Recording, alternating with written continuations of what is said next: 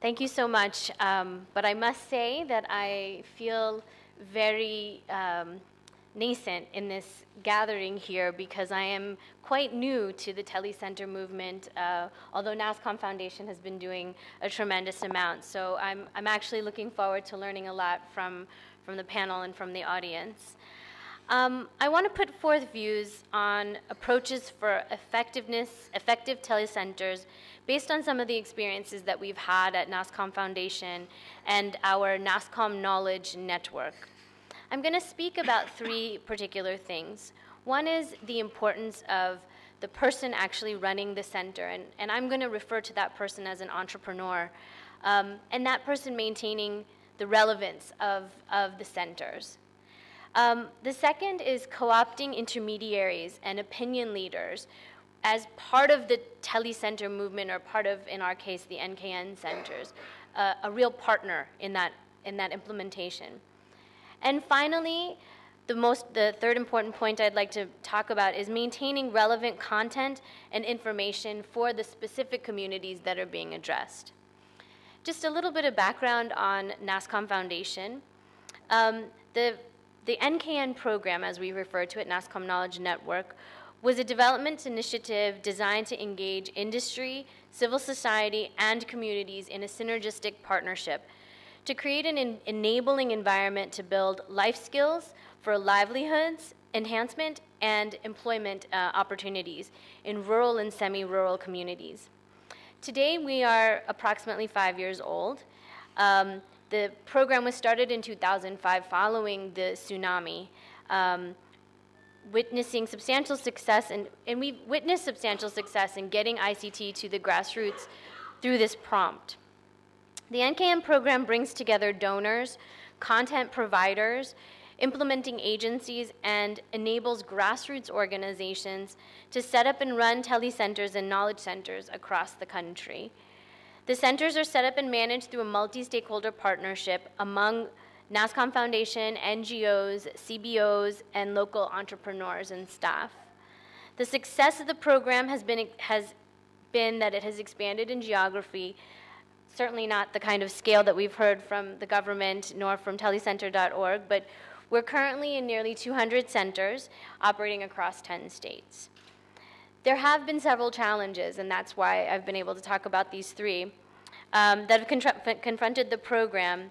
And we're trying to find ways to deliver benefits to a broader community while making our program economically viable. First, let me start off with talking about the entrepreneur that's running this telecenter. The local person who runs the center, I'm calling him usually an entrepreneur, must ensure that the telecenter operates as a useful community resource to succeed. The effective functioning of the center, the telecenter operator and coordinator to play the role of an intermediary includes providing information of immediate relevance and demand to the community, being a social advocate to proactively hunt for local social issues, social and environmental issues, trying to identify possible solutions, and then mobilizing the community around those solutions. One interesting example that we have in one of our centers in Maharashtra is in partnership with Suraj Foundation. The coordinator is actually an agri graduate, Mr. Sunil Jadhav. He's an agri entrepreneur, as we like to call it.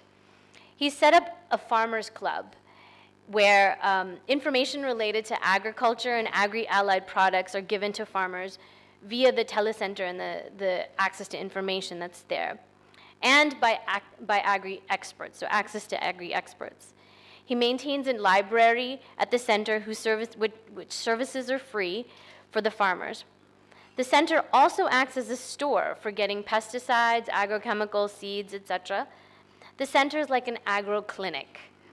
The center is also now self-sustainable, given that he's figured out this way of being more relevant. And if you talk to the farmers in the local region, the production of sugarcane has increased from 30 to 40 tons per hectare to 50 to 60, so nearly doubling. Another good strategy will be to integrate every area of touch point with customers like marketing, customer service, and field support.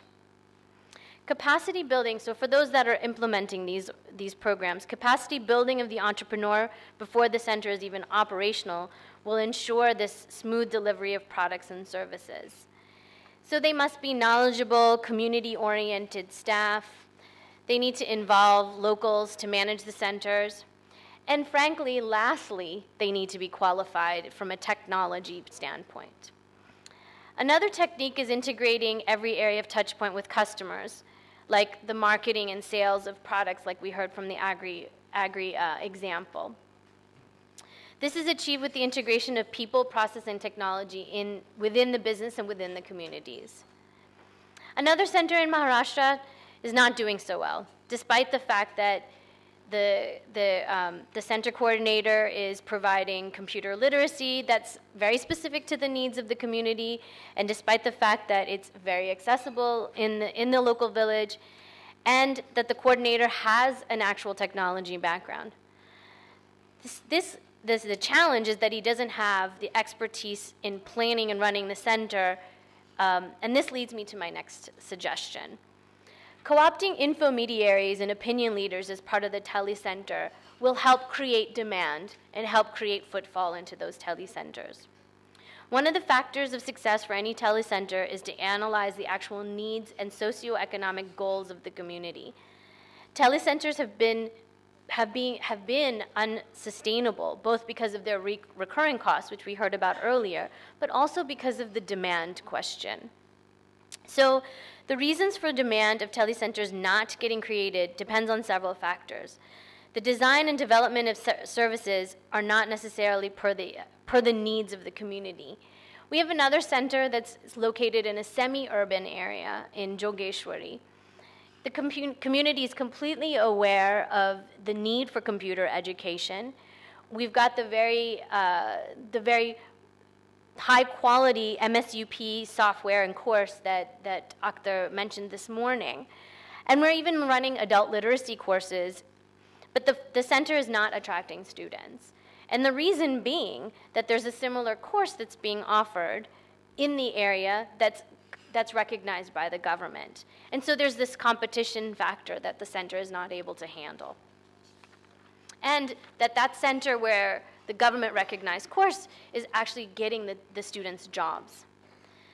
There's also a pricing issue, a price is not being affordable, and then there's also a location issue, that it's not perfectly located in the area.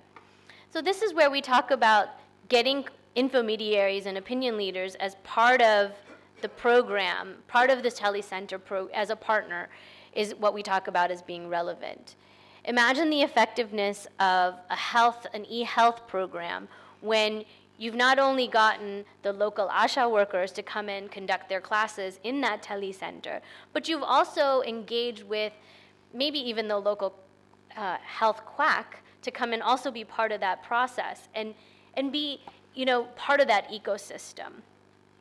And the last suggestion that I wanted to make is relevance of content and information.